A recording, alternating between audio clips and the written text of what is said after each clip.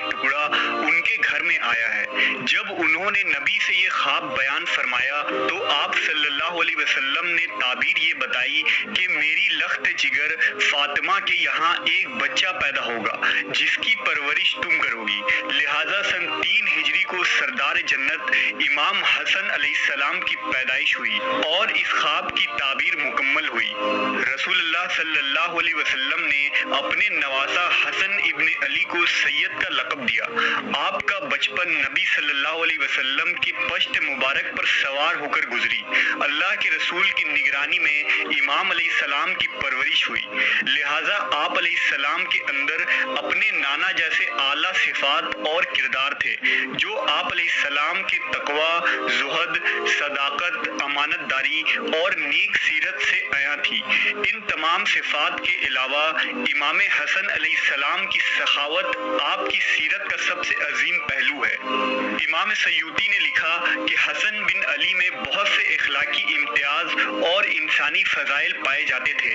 आपकी शख्सियत निहायत ही बावकार, बुर्दबार और सखी थी। तारीख और अहादीस की किताबों में आपके सखावत और बख्शिश की बेशुमार वाक़यात मिलते हैं जो उम्मत के लिए मशअले राह और हिदायत का सरचश्मा है। इमाम अलैहिस्सलाम राह खुदा में बहुत ज़्यादा माल खर्च किया करते थे। खुम्स और वजीफे के जो पैसे आपके पास आते आप तमाम माल गरीबों को दे दिया करते। शायद ही कोई साइल हो जो आप अलैहिस्सलाम के दरवाजे से खाली हाथ गया हो। मुवर्रिखीन ने लिखा कि इमाम हसन ने अपनी पूरी जिंदगी में 2 मरतबा अपना पूरा माल और दौलत राह खुदा में खर्च कर दिया था और 3 मरतबा अपनी दौलत का आधा हिस्सा राह खुदा में वक्फ किया। इमाम इब्न कसीर ने अल बिदाया में एक रिवायत नकल किया है कि एक दफा इमाम हसन अलैहिस्सलाम ने एक गुलाम को देखा जिसके पास एक रोटी थी जिससे वो एक लुकमा खुद खा रहा था और एक लुकमा पास बैठे कुत्ते को खिला रहा था। इमाम ने जब ये मंजर देखा तो पूछा, इस काम पर तुझे किसने उकसाया है? गुलाम ने जवाब दिया, मुझे इस बात से शर्म आती है कि मैं खुद खाऊं और इसे ना खिलाऊं। इमाम अलैहिस्सलाम ने उससे कहा, कहीं जाना नहीं जब तक मैं वापस ना आऊं। आप उस गुलाम के मालिक के पास गए और उस गुलाम को उस बाग समेत जिसमें वो रहता था खरीदा और फिर उस गुलाम को आज़ाद कर दिया और वो बाग भी उसे बख्श दिया। हजरत इमाम हसन अलैहिस्सलाम लोगों की हाजत और ज़रूरत पूरी करने के लिए हमेशा पेश रहते और किसी भी अमल को इस अमल से बेहतर नहीं समझते थे।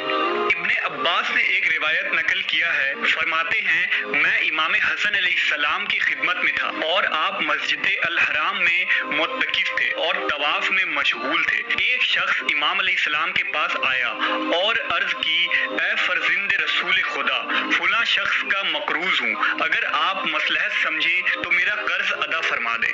इमाम ने फरमाया, खुदा की कसम इस घर में मेरे पास कुछ नहीं है। उसने कहा, अगर मसलहत समझे तो उस शख्स से मुझे मोहलत ले दें क्योंकि उसने मुझे जिंदान भेजने की धमकी दी है। इमाम अलैहिस्सलाम ने तवाफ छोड़ा और उस शख्स के साथ चल पड़े। मैंने अर्ज की, ए रसूल खुदा के फर्जिंद, क्या आप भूल गए कि आप हालत एतकाफ में हैं? फरमाया, नहीं, लेकिन मैंने अपने वालिद से सुना है कि रसूलुल्लाह सल्लल्लाहु अलैहि वसल्लम ने फरमाया, जिसने भी अपने मोमिन भाई की कोई हाजत पूरी की गोया वो ऐसे है जैसे उसने 9000 साल हालत रोजा में और रात इबादत में गुजारी हो।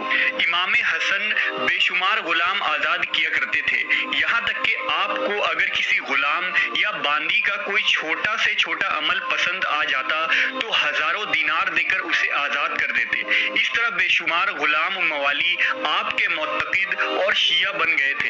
इमाम अलैहिस्सलाम ने अपनी शहादत पर भी आला ज़रफ़ी की एक मिसाल पेश किया जो इस्लामी तारीख तो क्या दुनिया की तारीख में किसी सखी से सखी शख्स की जिंदगी में भी नहीं मिलती। उमैर बिन इसहाक ने बयान किया कि इमाम हसन अलैहिस्सलाम को जब जहर दिया गया तो हजरत हुसैन बिन अली आपके पास आए और आपके सर मुबारक के पास बैठ गए और कहा, ए भाई, आपको जहर देने वाला कौन है? आपने फरमाया, क्या तुम उसे कत्ल करना चाहते हो?